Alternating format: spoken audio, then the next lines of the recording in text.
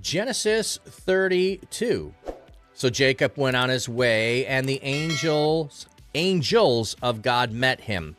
When Jacob saw them, he exclaimed, "This is the camp of God." So he named the place Mahanaim. Jacob sent messengers ahead of to his brother Esau in the land of Seir, the region of Edom. He commanded them, "This is what you must say to my lord Esau. This is what your servant Jacob says. I have been staying with Laban until now. I have oxen, donkeys, sheep, and male and female servants. I have sent this message to inform my lord so that I may find favor in your sight." The messengers returned to Jacob and said, "We went to your brother Esau. He is coming to meet you with 400 men with him." Jacob was very afraid and upset, so he divided the people who were with him into 2 camps, as well as the flocks, herds, and camels. If Esau attacks one camp, he thought, then the other camp will be able to escape. Then Jacob prayed, "O God of my father Abraham, God of my father Isaac, O Lord, you said to me, 'Return to your land and to your relatives, and I will make you prosper.' I am not worthy of all your faithful love you have shown your servant. With only my walking stick I crossed the Jordan, but now I have become 2 camps. Rescue me, I pray, from the hand of my brother Esau, for I am afraid he will come and attack me, as well as the mothers of their children. But you said, 'I will certainly make you prosper, and will make your descendants like the sand of the seashore, too numerous to count.' Jacob stayed there that night. Then he sent a gift to his brother Esau, 200 female goats and 20 male goats, 200 ewes and 20 rams, 30 female camels and their young, 40 cows and 10 bulls, 20 donkeys and 10 female donkeys and 10 male donkeys. He entrusted them to his servants, who divided them into herds. He told the servants, 'Pass over between me and keep some distance between one herd and the next.' He instructed the servants leading the first herd, 'When my brother Esau meets you and asks, "To whom do you belong? Where are you going? Whose herds are you driving?" then you must say, "They belong to your servant Jacob. They have been sent as a gift to my lord Esau. In fact, Jacob himself is behind us." He also gave these instructions to the second and third servants, as well as all those who were following the herd, saying, "You must say the same thing to Esau when you meet him. You must also say, 'In fact, your servant Jacob is behind us.'" Jacob thought, "I will first appease him by sending a gift ahead of me. After that, I will meet him. Perhaps he will accept me." So the gifts were sent on ahead of him while he spent the night in the camp. During the night, Jacob quickly took his 2 wives, his 2 female servants, and his 11 sons and crossed the fjords of Jabbok. He took them and sent them across the stream along with all his possessions, so Jacob was left alone. Then a man wrestled with him until daybreak. When the man saw that he could not defeat Jacob, he struck the socket of his hip, so the socket of his hip was dislocated while he wrestled with him. Then the man said, "Let me go, for the dawn is breaking." "I will not let you go," Jacob replied, "unless you bless me." The man asked him, "What is your name?" He answered, "Jacob." "No longer will your name be Jacob," the man told him, "but Israel, because you have fought with God and with men and have prevailed." Then Jacob asked, "Please tell me your name." "Why do you ask my name?" the man replied. Then he blessed Jacob there. So Jacob named the place Peniel, explaining, "Certainly I have seen God face to face and have survived." The sun rose over him as he crossed over Peniel, but he was limping because of his hip. This is why to this day the Israelites do not eat the sinew which is attached to the socket of the hip, because he struck the socket of Jacob's hip near the attached sinew. All right, there we go. Lots of stuff blowing up in chat. Glad your only problem is Outlook in offline mode. So we're going to go back through. So Jacob, Laban has left Jacob. And now he went on his way, and the angels of God meet him. This is a very interesting phrase, the angels of God. So if we remember when he was at Bethel, he saw a ladder and the angels of God ascending and descending here. The phrase angels of God occurs only here and in Genesis 28:12 in the Old Testament. Jacob saw a vision of angels just before he left the promised land. Now he encounters angels as he prepares to return. The text does not give the details of the encounter, but Jacob's response suggests it as amicable. This location was a spot where he made contact with the earth and where God had made his presence known to the patriarchs. Okay, so he is at Penuel, and he sees the angels of God. This is the camp of God, so he named the place Mahanaim. So what do we have here? Come on. Mahanaim. Mahanaim apparently means two camps. Perhaps the two camps were those of God and Jacob. Yeah, so we have two camps here, the angel camp and his camp, and then he gets the idea to split his people into two camps. So, anyway. So he sends messengers to his brother. I do not remember this part. He sends messengers to his brother, and the messengers return and say, your brother's on his way with 400 men. So he has 400 men with him. Like, not that this is a massive army, but it does not appear, that Jacob has an army of any kind. It does say he has servants, but most of the time it's been focused on his wives and his children. And he ran from Laban, and Laban appears to have some kind of militia that could have attacked and done harm to Jacob. So, yeah, 400 men is going to terrify him. He is both afraid and upset. He divides his people into two camps as well as their flocks. So we're giving an overall picture of what he does, but he doesn't send the families over until later. One reason. Peace, Pastor. Thank you, man. So, but he also prays. Now, we don't get a lot of prayers in the Old Testament with the patriarchs, but we get one with Jacob here. So let's pay attention to it. Oh God, the Father, God of my father Abraham, God of my father Isaac. Oh Lord, you said to me, return to your land and to your relatives, and I will make you prosper. So God, you said to me, you are the God who is of my father and my grandfather, and I am obeying what you said. Oh yeah, one reason. Yeah, especially knowing what he did to his brother. I also was mentioning too, before you got here in our last passage, he was told by his parents, stay with your uncle until we send for you. When your brother cools off, we'll send for you. That message never comes. Eventually, God says, hey, go back. So he's talking to God about this. So yeah, he is definitely afraid of his brother and worried about what's going to happen. And now he's praying to God. I'm not worthy of all the faithful love you have showed your servant. With only my walking stick I crossed the Jordan, but now I come back, I have become two camps. So again, we're having that repetition of the two camps, the two camps, the two camps. Rescue me, I pray, from my brother's hand. Like, I don't want to act against my brother. I'm afraid he will come and attack me. And what's more than me, as well as the mothers with their children, I'm afraid he's going to attack my wives and children. But you said you would make me prosper, so it can't happen, and I can't be too numerous if he attacks me, nor if he attacks all of my children. So,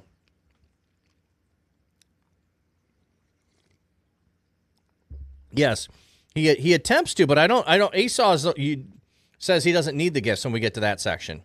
So, but what's interesting though, that on some level is, so he stole the birthright. He never actually claims the birthright. He never takes the birthright. He should have had a portion of everything that Isaac inherited from Abraham. Okay? So Esau ends up with all of it. Esau ends up with all. Unless I miss a passage, I don't see a passage where it says that he gets an inheritance from his father. Now, maybe it's an understood thing that happened when they buried the father, that was divided up, and they just don't bother to mention it there. But at this point, he went away empty-handed to Laban. He is returning, and since he swindled his brother out of the blessing, I think he is returning the blessing here, not as much returning the birthright, because he doesn't actually have anything from it. Hey, North Hill, welcome in, morning. So 200 female goats and 20 male goats. You don't need as many males to with the females to keep the population up. So 220, 30 female camels and their young. So no male camels here. 40 cows and 10 bulls, 4-1 instead of 10-1. 20 donkeys and 10. We have 2-1 instead of 4-1. And it must have to do with the prolific nature of how often they have offspring, would be part of my guess. Or if they are donkeys, used more for service animal, or bulls more for service animal than the goats and the sheep are. So he's setting up this whole system. He is going to have separate herds. They are going to go in front of his brother. He is trying to appease his brother. He is saying, we'll send this herd, and then this gift, and then this gift, and then this gift. Like, surely there can't be more. And then there's more, and another gift, and there's more, another gift, and there's more. Like, by the time he actually gets to me, maybe his heart will be softened. That's part of what his thinking is. And then, I will first appease him by sending gifts ahead of me. After that, I will meet with him. Perhaps he will accept me. So he is trying to soften his brother's heart. Altus. Also, I think this was just reading prior to coming in, but notice the fight with the angel. It says, you will be called Israel, but he is not being called Israel yet. Yes, he is. You will be. Yeah, we'll get to that in a minute because it's after the plan to go do this.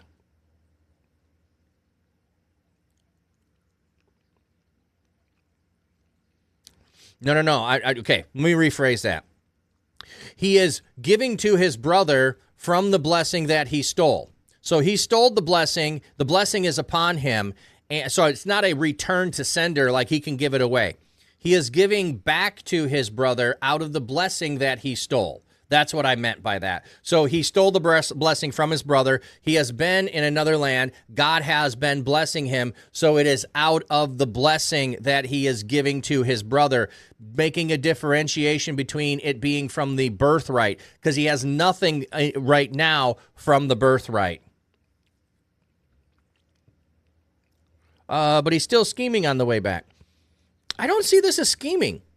I see this as genuine wanting to make up for his brother. Scheming would have been some kind of like, hey, I'm not going to go to my brother at all. He informed his brother he had returned. He could have avoided that. So I don't really see him scheming with his brother here, but there might be some clues that point to the possibility of it, so we'll pay attention for that. Okay.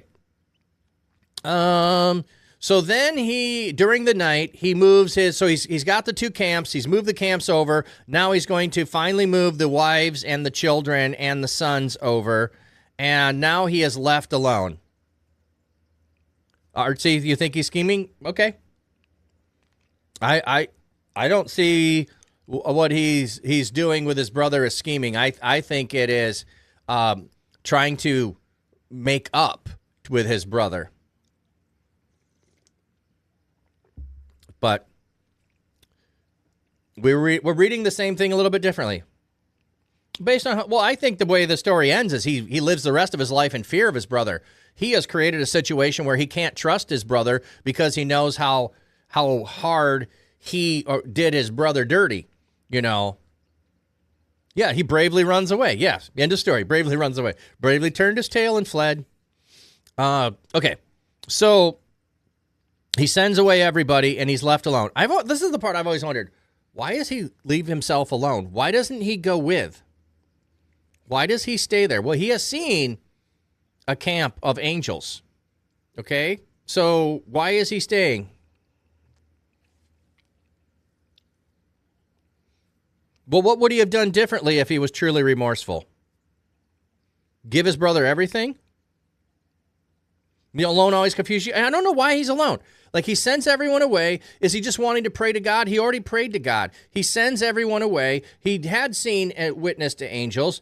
And now, then a man wrestled with him until daybreak. What do we have here on the man?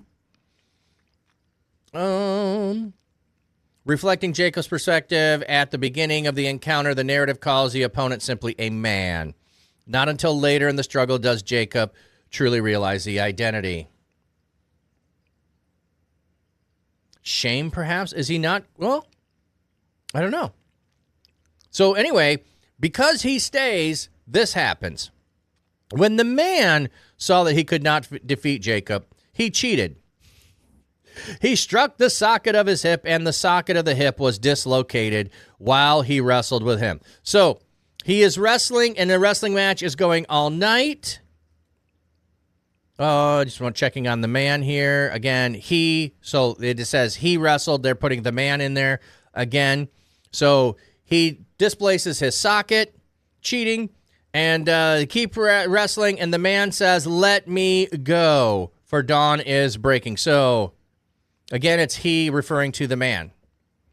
The rabbinic literature, it's that Jacob left some worthless jars behind, and he goes back to get them. Oh, okay, interesting.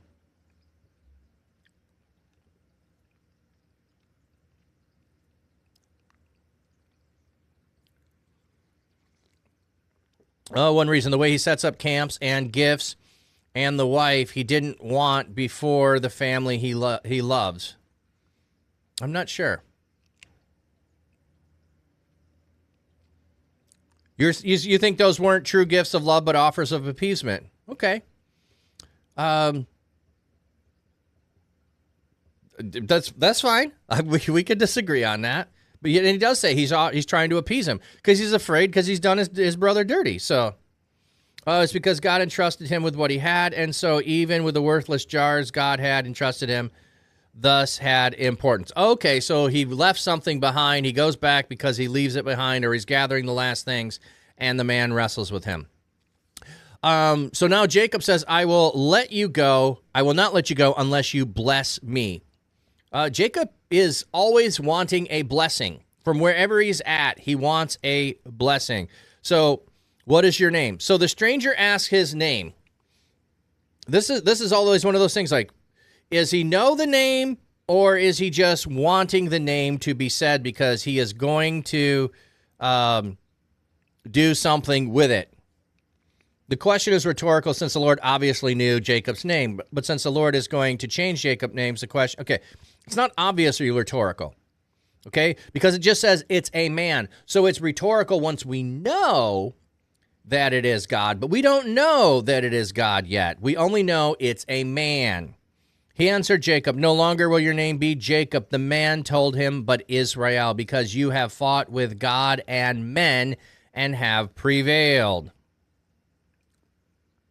The name Israel is common construct using the verb of a theophanic element el that usually indicates the subject of the verb. Here it means God fights. This name will replace Jacob. It will be both a promise and a call to faith. In essence, the Lord was saying that Jacob would have victory and receive the promise because God would fight for him. Okay, so you have fought with both men and God and have prevailed.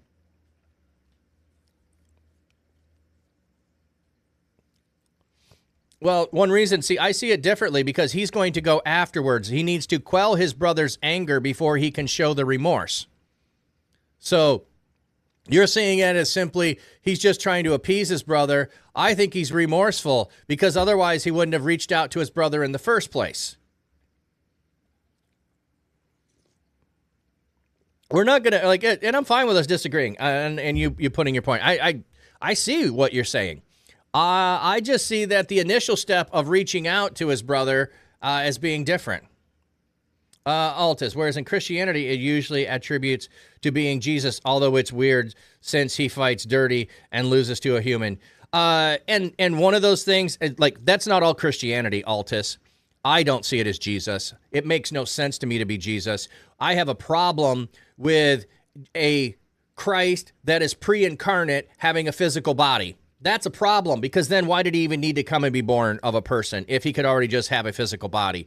It seems like problematic to me to have Christ have a physical body prior to being born, because then why did he even need to come and be born if he could have just showed up and been human? Issues. So I do not buy into the pre-incarnate Christ having a physical body in any kind. Altus, ironically, there's a view that the angel of Esau, Satan, Azael in Judaism.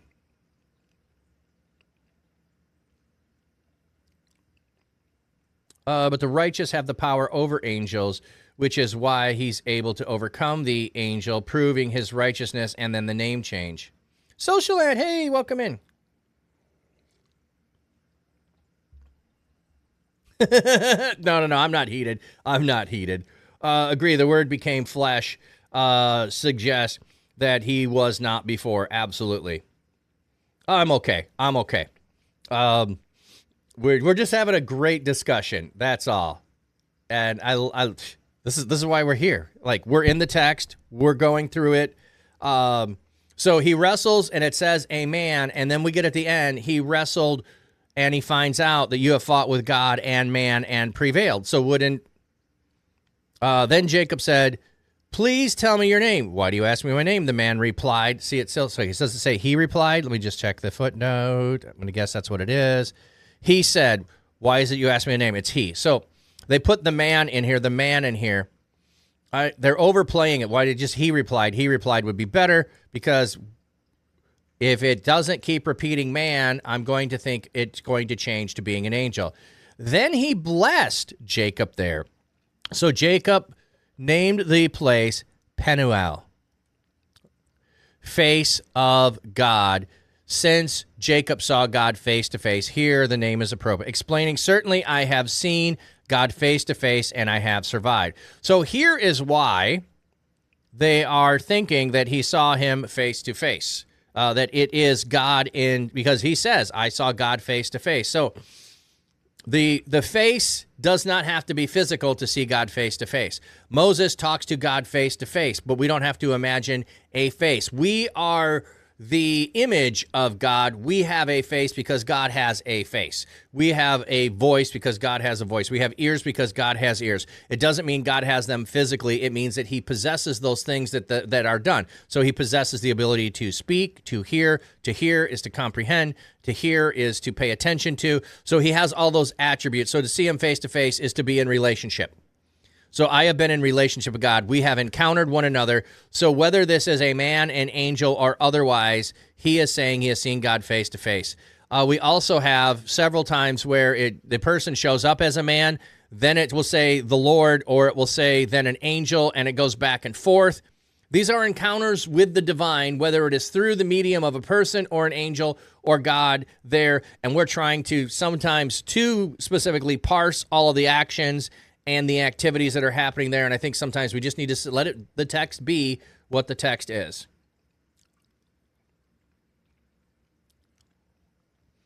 Yeah, Jesus is in 1:1, but he's not flesh. That's my point. Yeah, in the beginning was the Word, and the Word was with God, and the Word was God. It doesn't say Jesus had flesh on him in Genesis 1.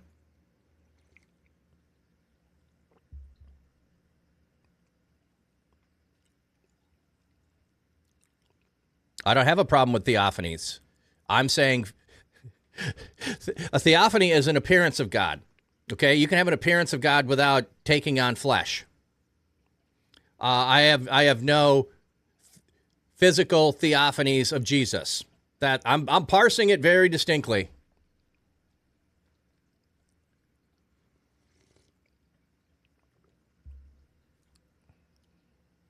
Oh yeah, one reason, yeah. And you're like, this is what I love. Like, there are more than one reading of the text, and then we're supposed to wrestle with it. We're supposed to wrestle with Jacob's motives the whole time here. We're not supposed to have it resolved. It's not supposed to be clear. You got to drive to work. Take care. Thank you, friend. God does not literally have these things, but us having these traits is speaking of how we are images of God in these faculties and how they relate to the world and appropriate. Yes, but I'm talking about the specific situation where he is wrestling with the man is a physical body that he is wrestling with.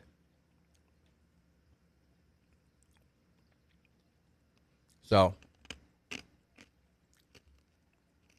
okay. The sun rose over him, and he crossed from Penuel, but he was limping because of the hip. That is why this day Israel doesn't eat the sinew, which is attached to the hip socket, because it's like one of these little throwaway things here almost at the end. So BT dubs, if you ever wondered why they don't eat this part of the body, this is why, because it's in honor of Jacob wrestling with God. So think about this.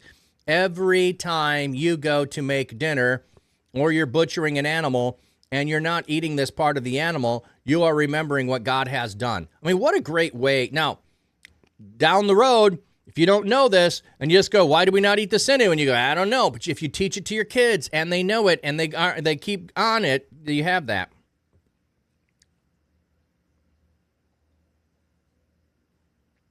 Is this, I don't know what the 1094 thing is in the Quran.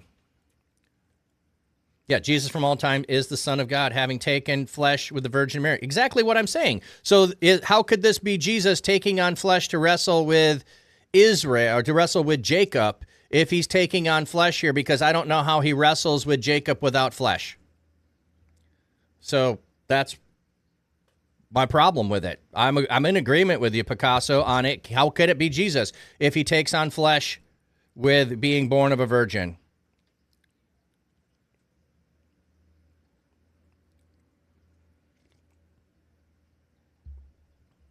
Someone's listened to the Bodies episode.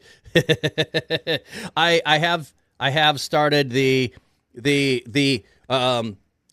what is it? Instead of theophany, it is anthropathy. I think I got the right word there. So we are the image bearers, putting a word on that I haven't used before. So all of those attributes are reflections